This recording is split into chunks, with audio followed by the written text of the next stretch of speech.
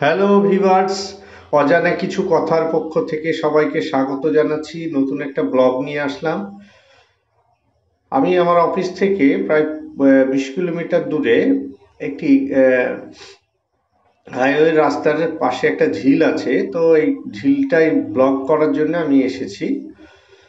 তো এই দেখতে পাচ্ছ এই ঝিলটা ঝিলটা খুব সুন্দর, ভালোই লাগছে। তো এই ঝিলের পাড়ে আমি ভিডিওটা করছি।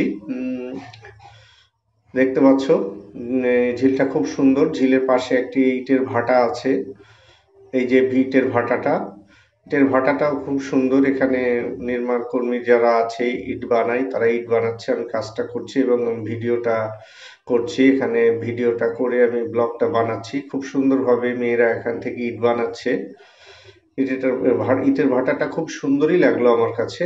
এই যে নির্মাণ কর্মীরা কাজ করছে সব, এই যে ইটের ভাটাটা খুব ফাঁকা জায়গা, মুক্ত আকাশ, খুব সুন্দর একটা পরিবেশ। আমাকে একটু ভালোই লাগলো জায়গাটা। তো এই জন্য এই জায়গাটা আমি ভিডিও করে নিলাম। তো আস্তে আস্তে এই ভাটাটার পাশ দিয়ে একটি ফাঁকা জায়গা আছে, এই ফাঁকা জায়গাটার দিকে আসলাম। এই যে এখানে এরা ইটগুলো বানাচ্ছে। তো আমি এদেরকে জিজ্ঞাসা করছি যে ইটগুলো একদিনে কতটা বানাতে পারে, কিভাবে বানায়, এগুলো বিস্তারিত কিছু কথা বললাম এদের সঙ্গে। এরা নিজের মতো কথা বলছে এবং কাজ করছে নিজেদের সঙ্গে।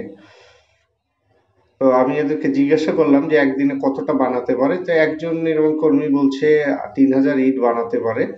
তো যাই হোক, তার পাশে একটি ফাঁকা জায়গা আছে। তো ফাঁকা জায়গাটা একটু উঁচা টিলার মতো আছে। এই জায়গাগুলো দেখতে খুব ভালো লাগছে। তাই আমি এই ফাঁকা জায়গাটা থেকে একটু হাঁটতে হাঁটতে চলে গেলাম। খুব সুন্দর, যেদিকে মনোরম একটা পরিবেশ, ভালোই লাগছে।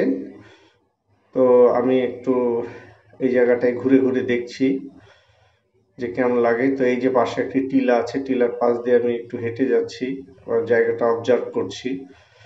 তারপরে এই যে ইটের ভাটাটা, যা হোক ইটগুলোকে সারি সারি ভাবে সারিবদ্ধ করা আছে, যাক ভালোই লাগলো। তোমাদের কেমন লাগলো জানিও। অসংখ্য ধন্যবাদ।